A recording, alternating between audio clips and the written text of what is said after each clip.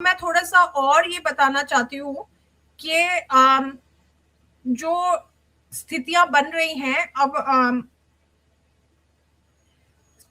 हर एक जो साल है 2025 से लेकर के 2023 तक हमको ये समझना होगा। एक और कारण है, एक और चीज है कि लोग इतने परेशान क्यों हैं, मानवता क्यों परेशान है।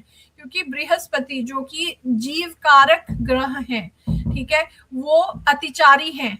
2025 से लेकर 2033 तक अतिचारी वो मार्गी होंगे, फिर वक्री होंगे, फिर अतिचारी स्पीड में कैचअप करेंगे। जैसे ट्रेन स्लो चल रही है, वो कैचअप करने की कोशिश कर रही, बहुत तेज चलती है, उस तरह से वो उसी मोशन में कॉन्स्टेंटली रहेंगे अंटिल 2033 तक। इसीलिए भी मानवता बहुत परेशान है। और ऐसी ही कुछ जो स्थितियां थी, इंक्लूडिंग जब एक और इसका बड़ा कारण है कि ऐसी ही जो स्थितियां थी ये पहले भी हो चुकी हैं, जो मैं आगे बताऊंगी। महाभारत के समय भी इस चीज का वर्णन आता है कि ऐसी स्थितियां थी, और रामायण से भी मैं बताऊंगी, ठीक है।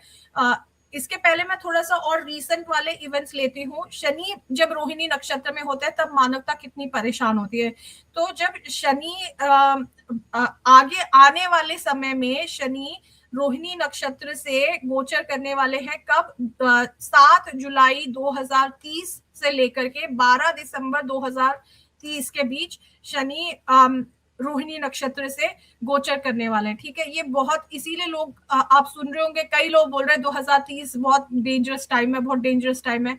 वो उसका एक ज्योतिषीय कारण ये है कि शनि का रोहिणी नक्षत्र से गोचर, शनि जब जब रोहिणी नक्षत्र से गोचर करते हैं तब मानवता बहुत परेशान होती है। इसके पिछले उदाहरण हमें मिलते हैं। तो वो उदाहरण ये है कि वर्ल्ड वॉर वन जब शुरू हुआ था, वर्ल्ड वॉर वन प्रथम विश्व युद्ध की शुरुआत 28 जुलाई 1914 1914 को हुई थी, ठीक है। और इसका जो फॉर्मल एंड हुआ था ये 28 जून 1919 को ट्रीटी ऑफ वर्साई में हुआ था, ठीक है। लगभग 5 वर्ष चला था प्रथम विश्व युद्ध। और उस समय के बीच शनि रोहिणी नक्षत्र में गोचर कर रहे थे, मतलब गोचर बस करके निकले ही थे। 21 जून 1913 से लेकर के 29 अप्रैल 1914।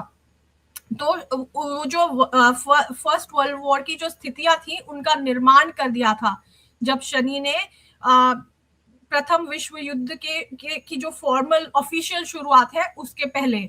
तो जो शनि का गोचर रोहिणी नक्षत्र में 29 अप्रैल 29 अप्रैल 1914 तक हुआ था, और 28 जुलाई उसी साल, मई जून जुलाई, हाँ, 3 महीने बाद ही प्रथम विश्व युद्ध शुरू हो गया था। तो देखिए शनि का रोहिणी नक्षत्र से गोचर का के परिणाम का पहला उदाहरण। दूसरा उदाहरण, जो द्वितीय विश्व युद्ध था, सेकेंड वर्ल्ड वॉर, उसकी शुरुआत हुई थी 1 सितंबर 1939 और इसका अंत हुआ था द्वितीय विश्व युद्ध का 2 सितंबर 1945, ठीक है। तो लगभग 6 वर्ष का पीरियड था द्वितीय विश्व युद्ध का।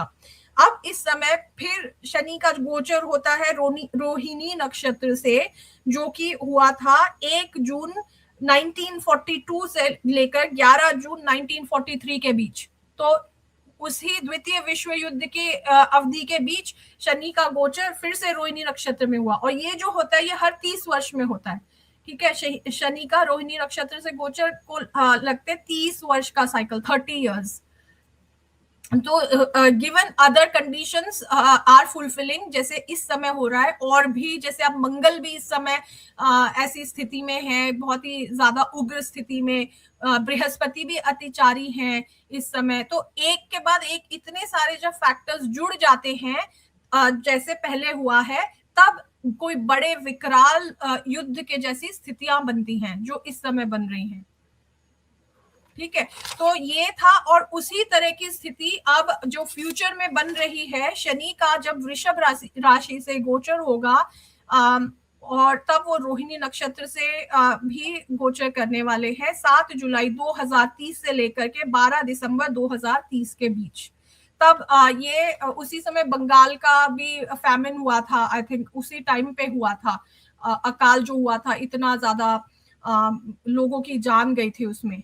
तो मुझे तो लग रहा है कि ये जो अभी जो हमें स्थितियां दिख रही है युद्ध की, वो एक ट्रेलर है। इससे ज्यादा युद्ध एस्केलेट होते होते होते होते 17 मई से लेकर 1 जून के आसपास 2030 में third world war officially peak पे होगा।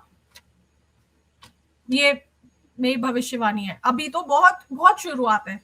हम ये, क्योंकि हम आदि नहीं, हम नॉर्मल लाइफ देख रहे थे, इसलिए हमें ये बहुत बड़ा लग रहा है। पीक कब कहा आपने? ये होगा मई जून 2030 के आसपास।